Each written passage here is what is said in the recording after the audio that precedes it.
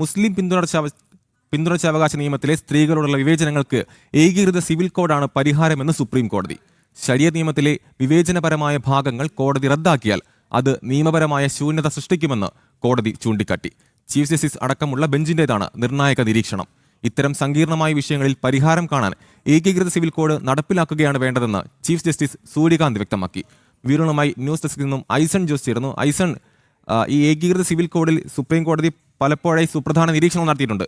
ഏറ്റവും ഒടുവിലെ ഈ ഒരു നിരീക്ഷണത്തിന്റെ വിശദാംശങ്ങൾ ആദ്യം. അമൽ, ഈ നിരീക്ഷണത്തിൽ നേരത്തെ അമൽ സൂചിപ്പിച്ചതുപോലെ പല നിരീക്ഷണങ്ങളും സമാനമായ രീതിയിൽ സുപ്രീം കോടതി ഏകീകൃത സിവിൽ കോഡുമായി ബന്ധപ്പെട്ട് നടത്തിയിട്ടുണ്ട്. ഈ നിരീക്ഷണത്തിലെ ഏറ്റവും പ്രധാന ഘടകം എന്ന് പറയുന്നത് മുസ്ലിം വ്യക്തി നിയമത്തിലെ ചില സ്ത്രീവിരുദ്ധമായ അല്ലെങ്കിൽ സ്ത്രീ വിവേചനപരമായ ചില നിലപാടുകൾക്ക് പരിഹാരം യൂണിഫോം സിവിൽ കോഡാണ് എന്നൊരു നിഗമനത്തിലാണ് വളരെ കൃത്യമായി സുപ്രീം കോടതി എത്തുകയും അല്ലെങ്കിൽ അത്തരത്തിലൊരു വാക്കാൽ പരാമർശം നടത്തുകയുമാണ് ചെയ്തിരിക്കുന്നത്.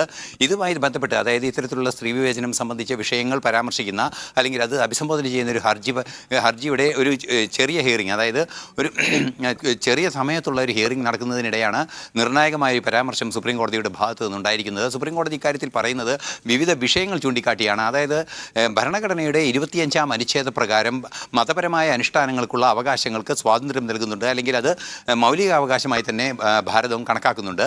അത്തരത്തിൽ കണക്കാക്കുന്ന നിയമത്തിൻ്റെ പരിധിയിൽ 25-ാം അനുച്ഛേദത്തിൻ്റെ പരിധിയിൽ ഈ നിയമം, അതായത് ഈ വ്യക്തി നിയമം പരിഗണിക്കാനാവില്ല. വ്യക്തി നിയമം ഒരു ഭരണഘടനാപരമായ ഒരു വിഷയമല്ല, ഭരണഘടനാപരമായ മതാനുഷ്ഠാനപരമായ വിഷയമല്ല വ്യക്തി നിയമം.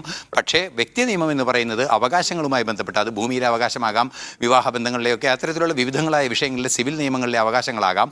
അതുകൊണ്ട് തന്നെ ആ അവകാശങ്ങളുമായി ബന്ധപ്പെട്ടൊരു വിഷയമായതുകൊണ്ട് തന്നെ ഇക്കാര്യത്തിൽ ഇടപെടൽ ഈ 25-ാം അനുച്ഛേദത്തിൻ്റെ അനുപാതത്തിൽ അല്ലെങ്കിൽ അതിൻ്റെ വ്യവസ്ഥകൾക്കനുസരിച്ചൊരു ഇടപെടൽ സാധ്യമല്ല, അല്ലെങ്കിൽ ഒരു പരിശോധന സാധ്യമല്ല എന്നാണ് സുപ്രീം കോടതി വ്യക്തമാക്കിയത്. അത് നേരത്തെ തന്നെ ബോംബെ ഹൈക്കോടതി കണ്ടെത്തിയ വിധിയും പരാമർശിച്ചുകൊണ്ടായിരുന്നു ആ നിലപാട് സ്വീകരിച്ചത്.